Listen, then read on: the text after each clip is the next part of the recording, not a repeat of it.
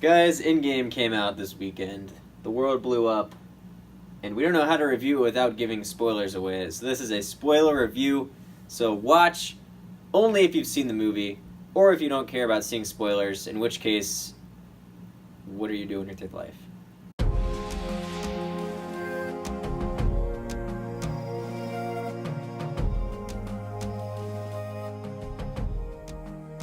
So Hunter, the 3 acts of this movie are very distinguishable. There's the first act, which is dealing with the aftermath of Infinity War. Mm-hmm.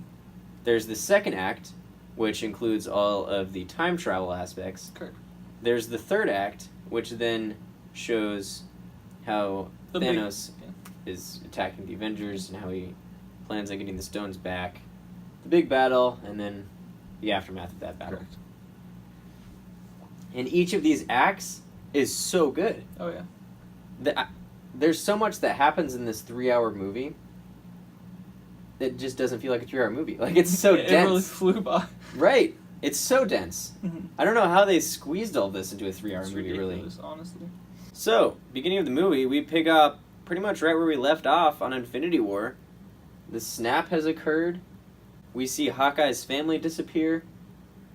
We see Iron Man and Nebula trying to escape Titan on the Guardian's ship.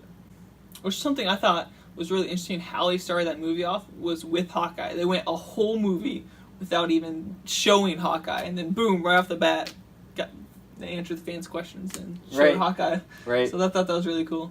Besides, his family dying, but And then we have Tony and Nebula getting rescued by Captain Marvel, meeting back up with the other Avengers.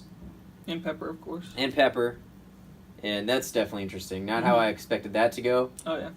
But pretty realistic, really. I mean, that's probably Tony's attitude towards Captain America at that point. I know. I mean, that's because that's the first time since Civil War that they've seen each other. And you can tell, like, Tony's definitely affected by the way he couldn't stop Thanos. It really helped you connect even more. Like, I mean, obviously there's been 22 movies since this all started, and we're still connecting daily with Iron Man. I mean, it's awesome. Yeah. And then they just go and kill Thanos right off the bat. I mean, who would have guessed?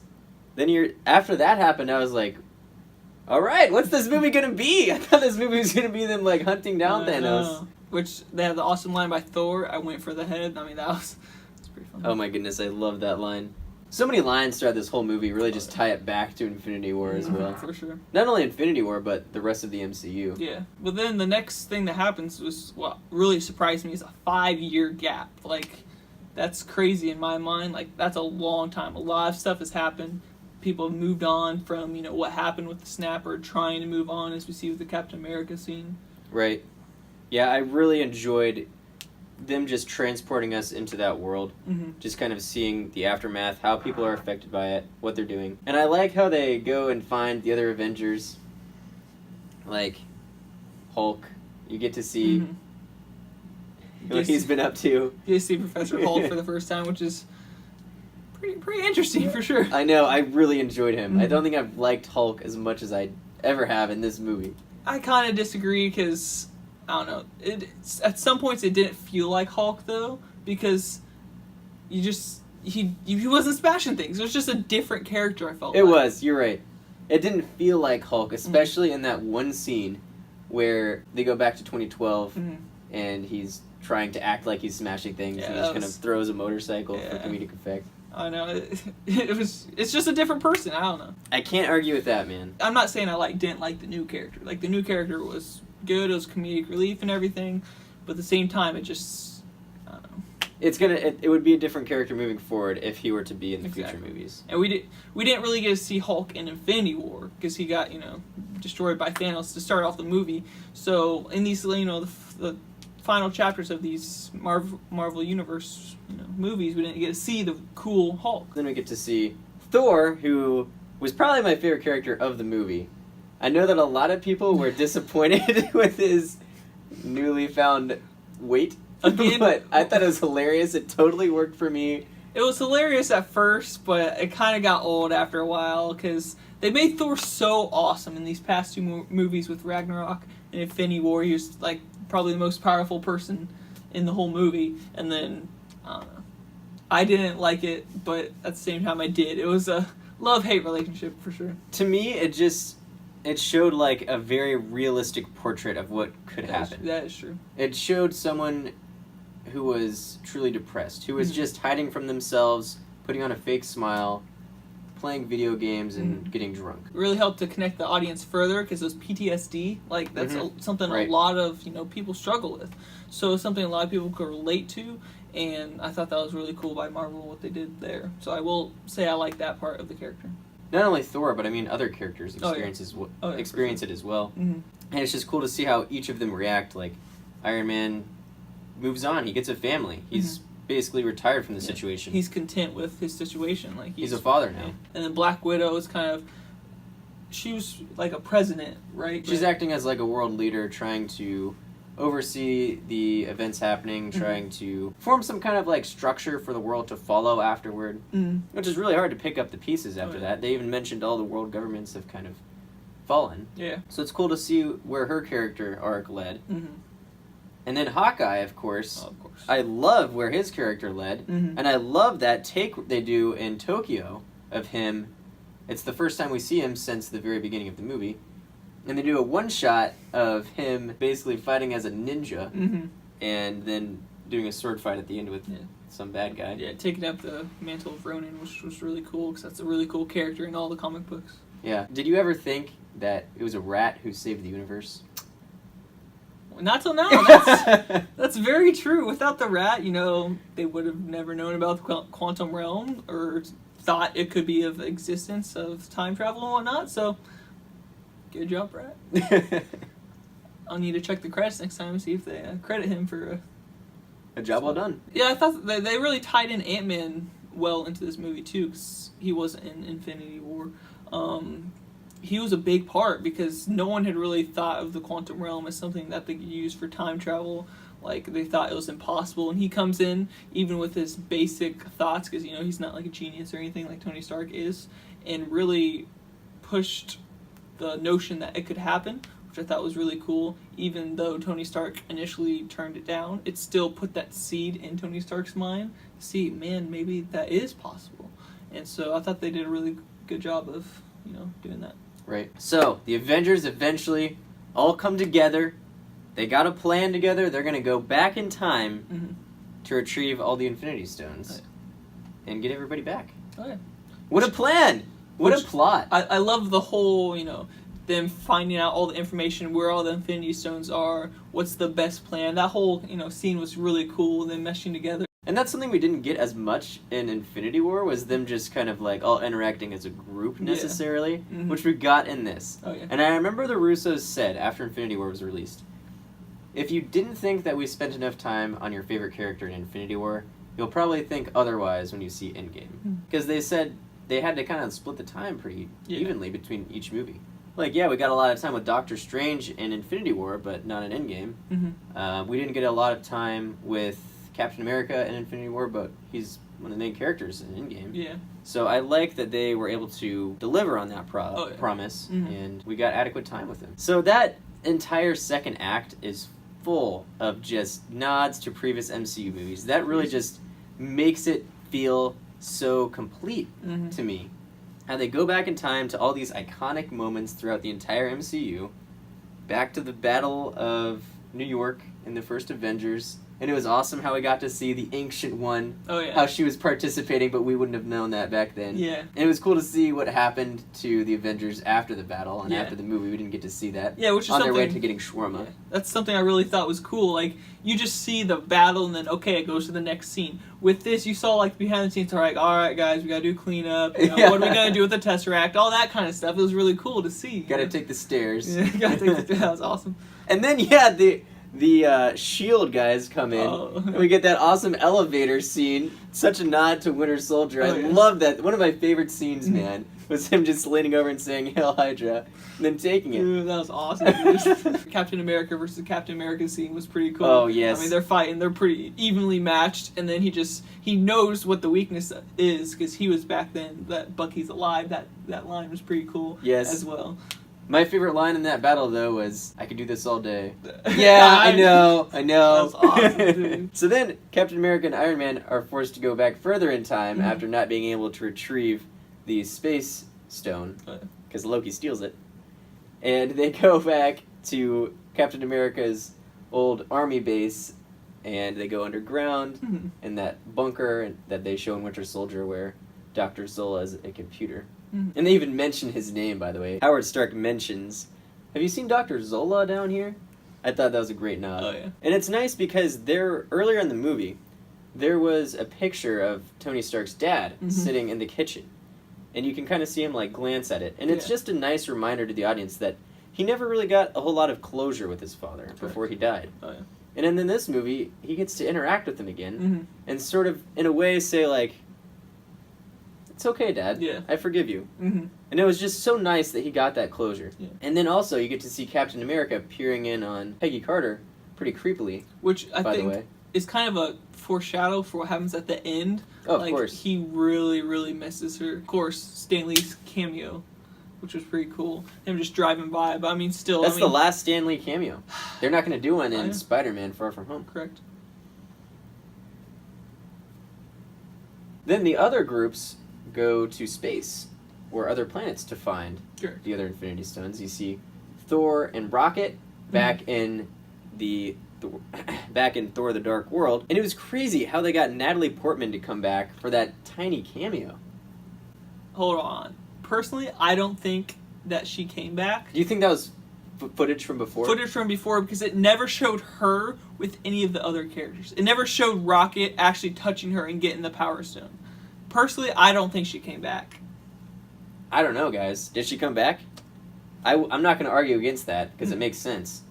If she did come back, though, that's really cool. Yeah. That they got her to come back for some tiny cameo. That just shows the huge importance that everyone sees the MCU play in today's movie world. Anyway, I love that Thor got that moment with his mom, because earlier in the movie he mentions about how his mom died and how he misses her. Yeah. It was just such a touching moment for me. For Thor to get that pep talk that he needed. So then War Machine and Nebula, which I think were kind of odd choices. Yes, but yeah, it was different. But Nebula served a big purpose in this movie, and so I think they did kind of just throw War Machine like, okay, you can go with her kind of thing. Right. Because it made sense story-wise for Nebula to go there, because then because it was kind of one of those things where get to her. All the other groups, it fit really well, and they were kind of just left with those two. But right.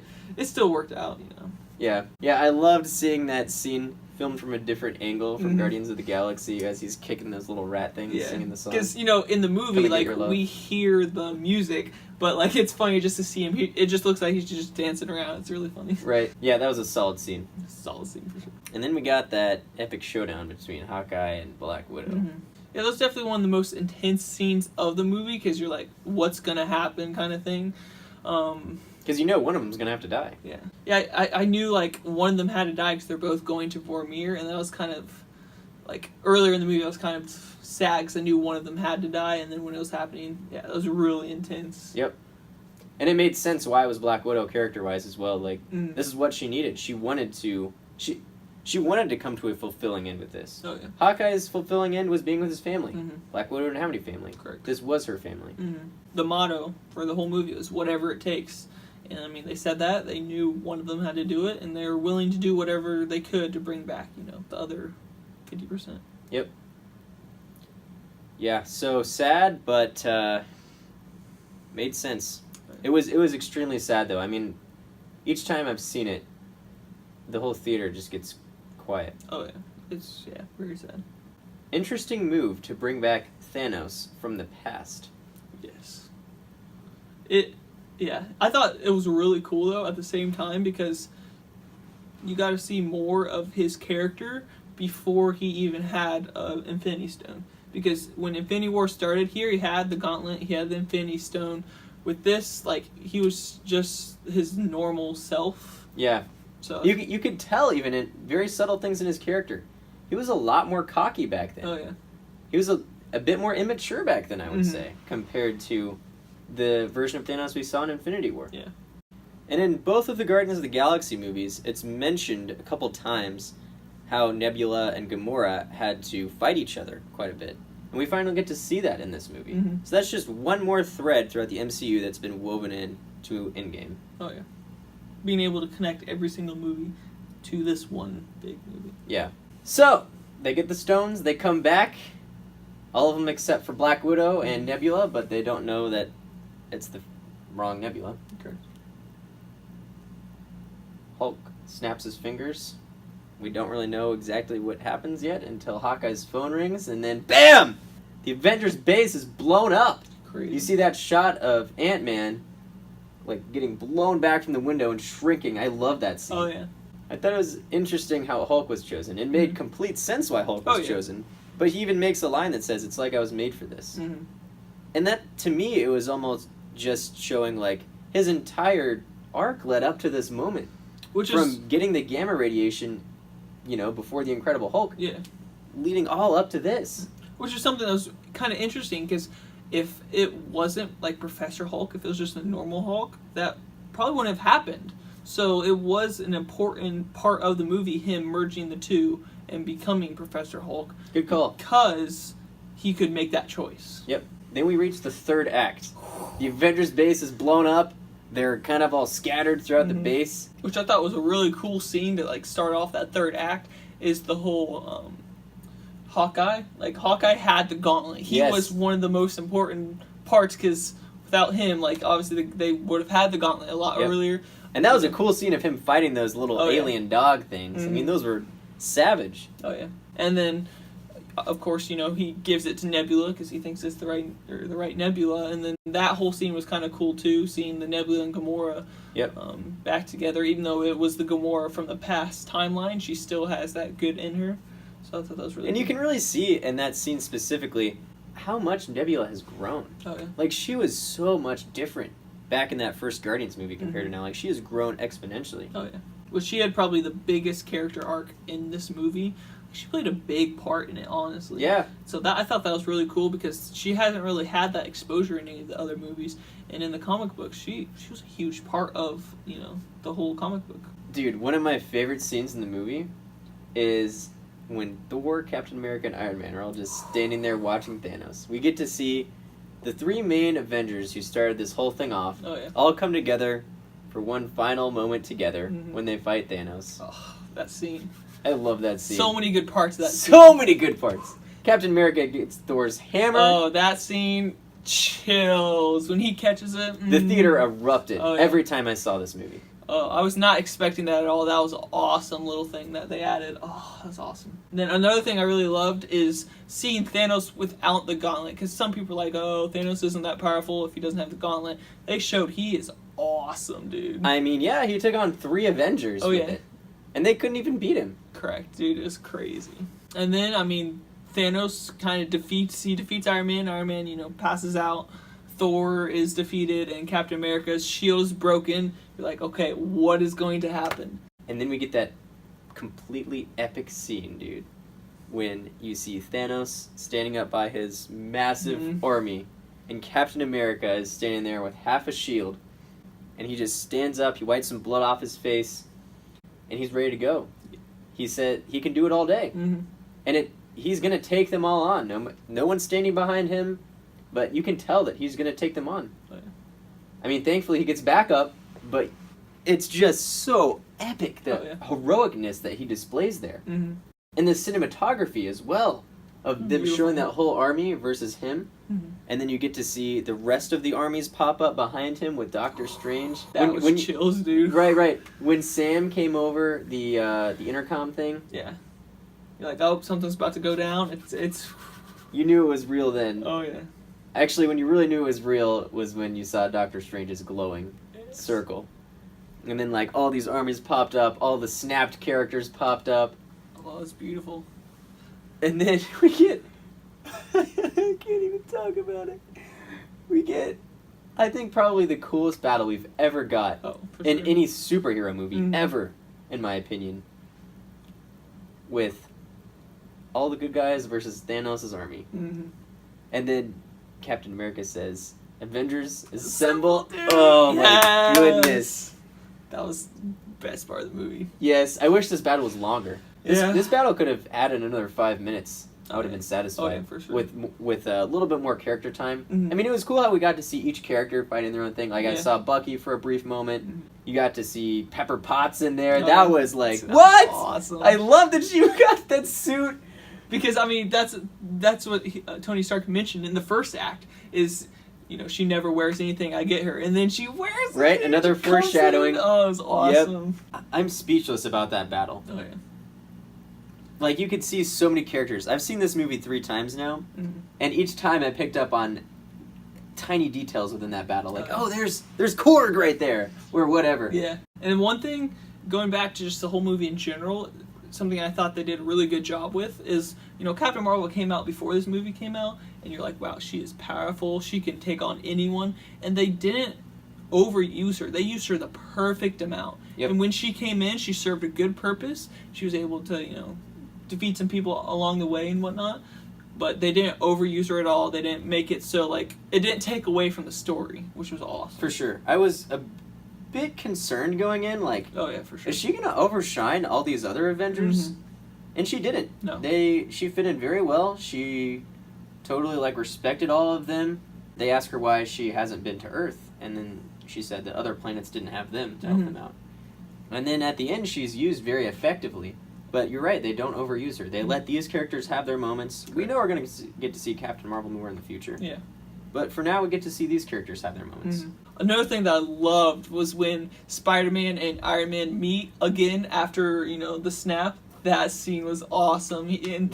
Iron Man just goes in for the hug. Oh, that Not was only really was that emotional. emotionally satisfying, but they were able to just sneak things into the dialogue that just very subtly tells the audience what happened, what their experience was. Correct. And that happens throughout this entire movie. The dialogue throughout this whole movie does that very effectively. They just sneak tiny things in there to, like, kind of set up what's happening, but it fits very well with the movie. It doesn't feel like things are just being explained to the audience. Which is why I think it made this movie flow so well.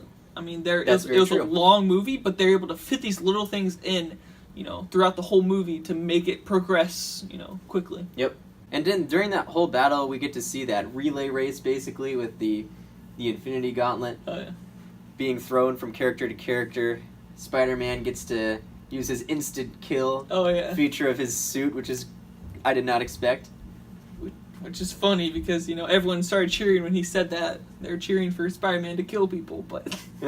well, they're killer aliens. He's gonna edit that out. And then the tide started turning, and Thanos' ship started firing down on all of them. You know, Spider-Man, he, like, kind of was just cuddled up in a corner, hiding from the shots. Which I thought was cool to... During that part was to see all the sorcerers, you know, put their shield up. And it showed awesome. How many sorcerers there were. There's a lot of them there. It was awesome. But then, you know, after Captain Marvel destroys the ship and everything, it was cool just to see her come down and be, you know, take the gauntlet from Spider-Man because she's, you know, super powerful. She can get through the lines easily and get it to where it needs to be. I thought that was really cool. Yep. Well, she could have got it where it needs to be if Thanos didn't throw his sword thing and destroy their time machine. Yeah. So then, you know, we get the kind of final scene with Thanos and everyone else fighting. And, I mean, he's beaten up and everything, but he's putting up a fight, which is awesome. But another thing we gotta see is the strongest Avenger against him in the form of Scarlet Witch. Because Scarlet Witch was able to, like, basically tap Thanos out. It was crazy. You could tell she was filled with rage. Oh yeah, for what I love that scene. For what he did to Vision. That was a great inclusion. Oh, I mean, that was awesome though. That whole scene was awesome. Yep, that final battle with Thanos. I mean, he is like milliseconds away from snapping his fingers when Captain Marvel like barely gets him to stop. That was too close for comfort. Yeah, for sure. And then he was able to defeat Captain Marvel and Iron Man. Just barely comes in and saves the day, very heroically. Thanos says, "I am inevitable," his line throughout the movie. And then we see Iron Man have them. And we get my favorite part in the entire movie.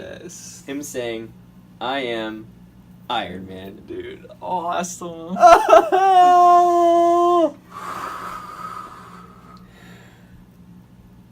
Chills.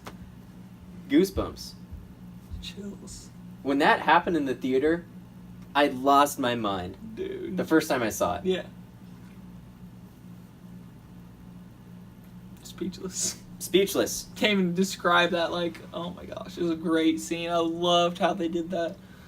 First of all, just an awesome line because it fits well with the whole scene. Correct. Secondly, ties the entire MCU back together. It started off with that line, it ends with that line. Oh my gosh, awesome. Thank you, scriptwriters. Mm-hmm. It was definitely an awesome scene, his army getting dusted, but like Thanos getting dusted. It felt right, Yes, it after did. what we had to go through. I like how Infinity Thanos War. was the last one to get dusted too. It was awesome. Yep. Yeah, and then we get Iron Man's death, which was sad. Pepper comes up. It's rough. Spider-Man comes up. War Machine comes up. And anyway, it was cool to see, in that scene, War Machine and Pepper there, because they've been there since the beginning, but also to see Spider-Man, who had a big impact on him. Yep. It was kind of like his first child, even though he, again, has a child later. But it was cool just to kind of see all of them three interacting with him as he's, dying. It reminded me of Return of the Jedi when they showed the different shots of the different cities, like celebrating, having fireworks go off, while Iron Man's monologue was containing very sentimental things to his family. Oh, yeah. The whole ending also reminded me of Return of the King. It just felt very epic. Yeah. There were just so many things they had to close off, and then we get that funeral scene.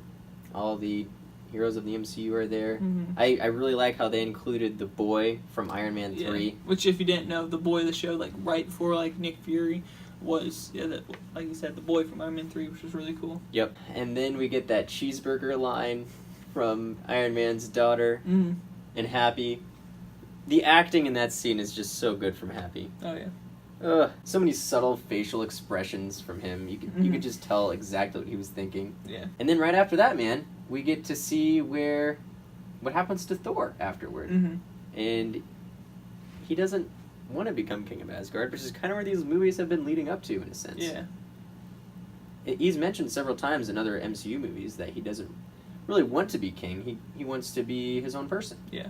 And it's cool that he gets to do that. There's someone else to take up the mantle in Valkyrie, being like the Queen of Asgard, and then him going off with the Guardians, which that's going to be awesome. Oh, yeah, I love how they interact. Oh, yeah, for sure. I just hope he loses some weight and gets ripped again in the next Guardians movie. I think possibly my favorite arc in the whole movie is Captain America's. When he goes back to return the stones, and he just stays in the past. And you get to see him pass the mantle on to Falcon. Yeah. So I thought it was cool that Captain America kind of got his closure, because Iron Man was able to get his closure with his dad, had a long conversation with him and hugged him. Same with Thor, got his closure with his mom, which he mentioned he really missed. And Captain America was never able to get that with Peggy. He was just able to, look at her. I mean, what an epic shot to close on. It's something that I would have thought was impossible throughout all the rest of the MCU, that he'd ever get to be with Peggy, and it was very tragic. It's just impossible. Like, I'm sorry, Cap. Like, you were frozen in ice for 70 years. Yeah. Like, you missed your chance. I guess you have to make the best of it, but it worked out, and that's just... I don't have any other words except for a satisfying ending. Yeah. For everything. This movie is just the epitome of satisfying to me, as a big fan of the MCU. So many threads from the other movies were all just interwoven into this one, story-wise, but also character-wise. Like, they had to balance so many characters in this movie, just like Infinity War. And balance their threads and bounce them off each other and interweave them. It's one of the most character-complex movies I've ever seen in my life. And that they were able to pull it off that well blows my mind. It's crazy. Obviously, the special effects in these movies just continue to get better and better. I don't even notice it a lot of the time, which is the best kind of special effects. Correct. With the CGI characters, the backgrounds, the fights. I really enjoyed the music in this one, which a lot of the times I don't really particularly enjoy the score MCU movies. Yeah. But this one really stuck out to me. It incorporated some themes from the other movies. Very emotionally fitting. I don't think I'll ever be hyped for a movie like I was for this one, Hunter. I mean, I don't know what movie could ever get me this hyped. Correct. I mean, this many movies leading up to this, like, it's unheard of. It's crazy. Like, it broke so many records, box office, basically almost every record you can break. you're right. Opening weekend wise, yeah. Yeah, opening weekend wise. I mean, it's still going on. It'll probably break even more. Right. But you're right. I mean, something that someone said to me that I thought was really interesting, it might have been you, is this was like our generation's Star Wars. Like, Star Wars was so big back when it came out, and this is the same thing. Like, everyone is seeing this movie. Even if they watched all the movies or didn't watch the movies, like, they're watching. Or if they just saw one or two along the way. Yeah, correct. They're interested in this movie. Yeah.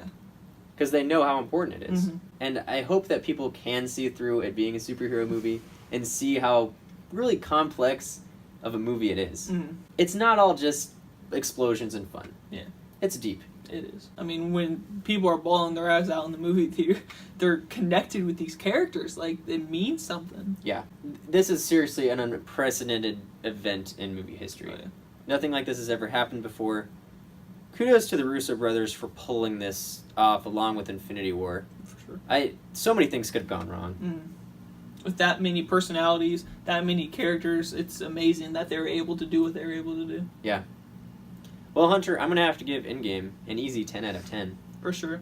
In terms of just being the perfect ending for all these characters, setting up a future for the rest of the characters, definitely a 10 out of 10. Right. I mean, there were some really nitpicky things. Mm. But that's maybe a little bit with the time travel. Mm. But to have just a few tiny nitpicky things with such a big idea of time travel in a movie, yeah, like, that's incredible. Mm-hmm. Like, time travel is so easy to mess up, and they pulled it off so well along with everything else in the movie. Yeah. That's our review of Endgame. Thanks for checking it out, guys. Yeah. Let us know what you thought of Endgame in the comments below, and maybe every other MCU movie as well. Make sure to like and subscribe, and we'll see you for our next review.